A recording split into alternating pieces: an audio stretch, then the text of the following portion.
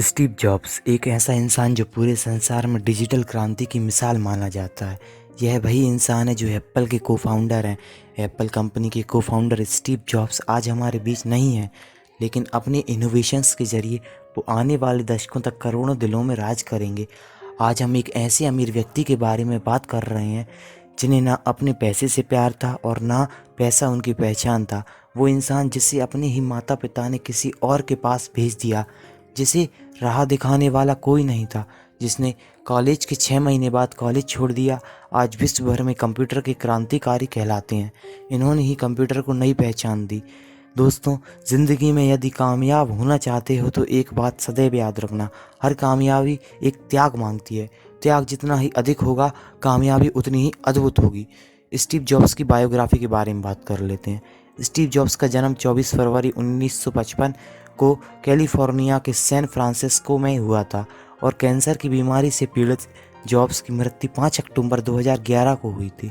Jobs 12 जून 2005 को Stanford university के एक प्रोग्राम में शामिल हुए, जहां उन्होंने अपने जीवन का सबसे प्रसिद्ध भाषण स्टे हंग्री स्टे फुलिश दिया। इस स्पीच से उन्होंने अपने जीवन में जुड़ी 3 कहानियाँ सुनाई थी। जी हाँ दोस्तों, स्टीव जॉब्स ने अपनी लाइफ में कामयाबी से जुड़ी 3 कहानियाँ सुनाई, जो आज हम आपके सामने पेश करने जा रहे हैं। इस स्टोरी का माध्यम से आपके बहुत कुछ सीखने को मिलेगा। तो चलिए शुरू करते हैं success story of Steve jobs. Steve jobs की जुबानी। स्टीव जॉब्स ने स्पीच शुरू में बोली यह लाइन, आज मैं दुनिया के सबसे सर्वश्रेष्ठ विश्वविद्यालय के दीक्षांत समारोह में शामिल होने पर खुद को बहुत ज़्यादा गौरवान्वित महसूस कर रहा हूँ। लेकिन मैं आपको एक सच बता दूँ कि मैं कभी कॉलेज से पास नहीं हुआ और आज पहली बार मैं किसी कॉलेज ग्रेजुएशन सेरेमनी के इतना करीब पहुँचा हूँ। इस समारोह में मैं आपको अपने जीवन की 3 कहानियाँ सुनाना चाहता हूँ। ज़्यादा कुछ नहीं, बस 3 कहानियाँ। स्टीव जॉब्स की पहली कहानी। स्टीव जॉब्स ने बताया, मुझे कॉलेज से निकाल दिया गया था, लेकिन ऐसा क्यों हुआ? इसे बताने से पहले मैं अपने जन्म की कहानी सुनाता हूँ। मेरी माँ कॉलेज छात्रा थी और वह अविवाहित थी। उसने सोचा कि वह मुझे किसी दंपति को गोद देगी जो ग्रेजुएट हो। मेरे जन्म से पहले यह तय हो गया था कि मुझे एक वकील और उसकी पत्नी गोद लेंगे, लेकिन उन्हें बेटा नहीं बेटी चाहिए था। जब मेरा जन्म हुआ तो मुझे गोद लेने वाले पेरेंट्स को बताया गया कि बेटा हुआ है, क्या वो मुझे गोद लेना चाहते हैं, और अचानक वो तैयार हो गए। मेरी माँ को जब पता चला कि जो पेरेंट्स मुझे गोद ले रहे हैं वो ग्रेजुएट नहीं हैं, तो उन्होंने मुझे देने से मना कर दिया।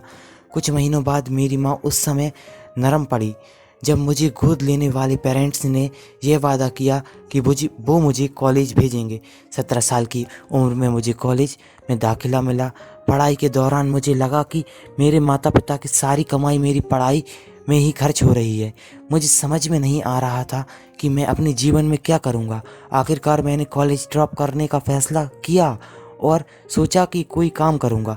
उस समय यह निर्णय शायद सही नहीं था, लेकिन आज जब मैं पीछे देखता हूँ तो मुझे लगता है कि मेरा निर्णय बिल्कुल सही था।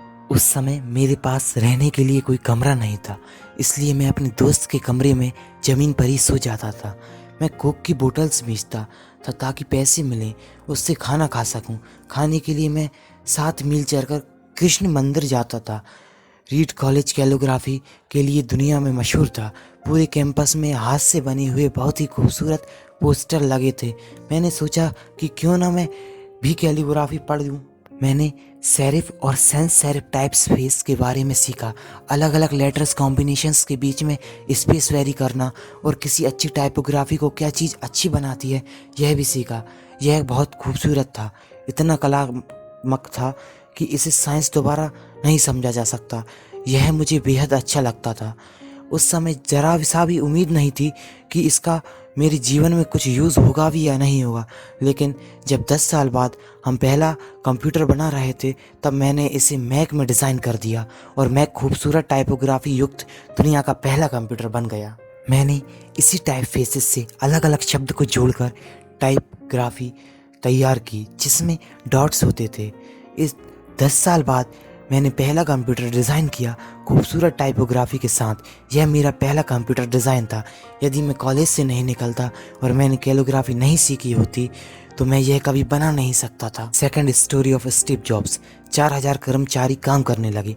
मैं इस मामले में बहुत लकी रहा कि मैंने जीवन में जो करना चाहा मैंने किया।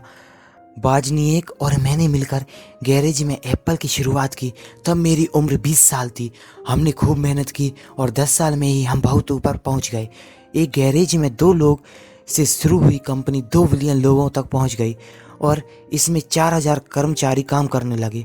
हमने अभी तक साल पहले ही अपनी फाइनेस्ट क्रिएशन मैकेटॉन्स जारी की।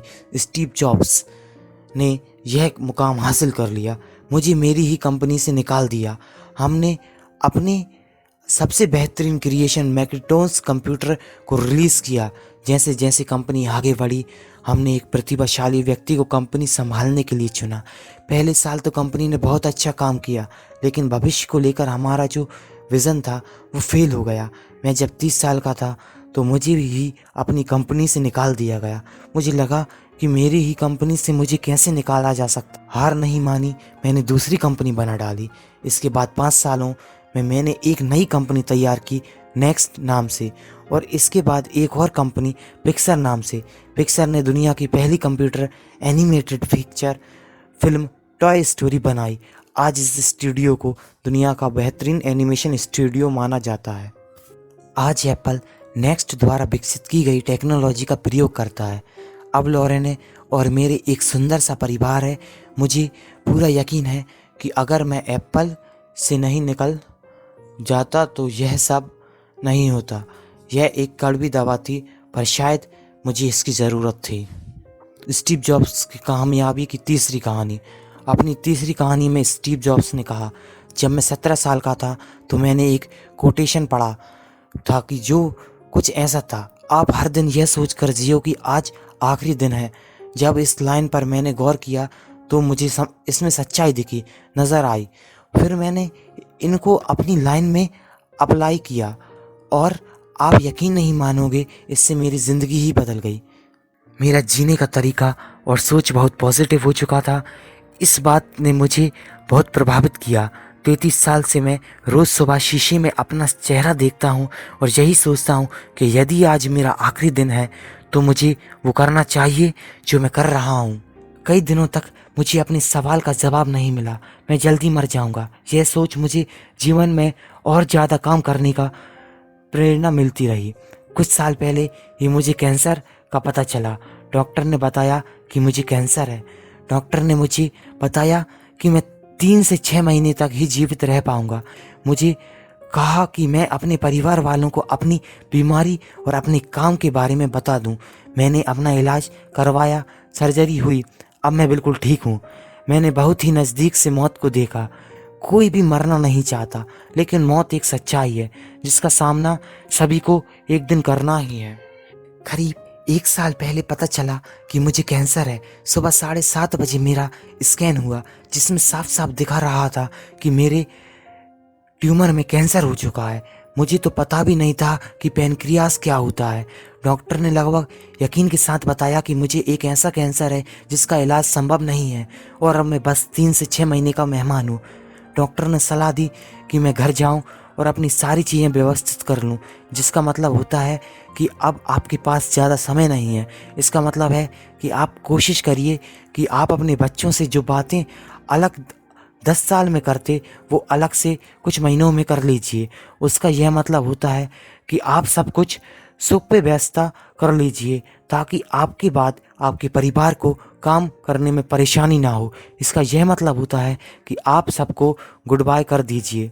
सर्जरी के बाद डॉक्टर बोले मैं ठीक हो सकता हूँ। मैंने यही सब कुछ सोचते हुए पूरा दिन बिता दिया। फिर शाम को मेरी बायोप्सी हुई, जहाँ मेरे गले के रास्ते पेट से होती हुए मेरी इंटेस्टाइन की एंडोस्कोपी की गई और एक सुई से ट्यूमर से कुछ सेल्स निकल गए। मैं तो बेहोश था। पर मेरी पत्नी जो वहाँ मौजूद थी उसने बताया कि जब डॉक्टर ने माइक्रोस्कोप से मेरे सेल्स देखे तो वह रो पड़ा।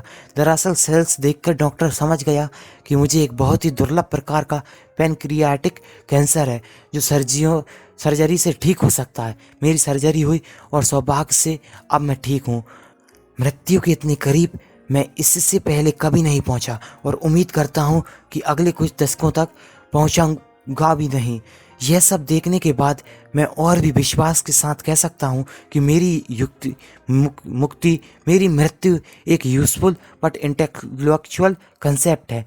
कोई भी मरना नहीं चाहता, यहाँ तक कि वह लोग जो स्वर्ग जाना चाहते हैं फिर भी वह मृत्यु को नहीं जीना चाहते, वह यानी कि वह मरना नहीं चाहते, जिससे हम सब शेयर करते हैं।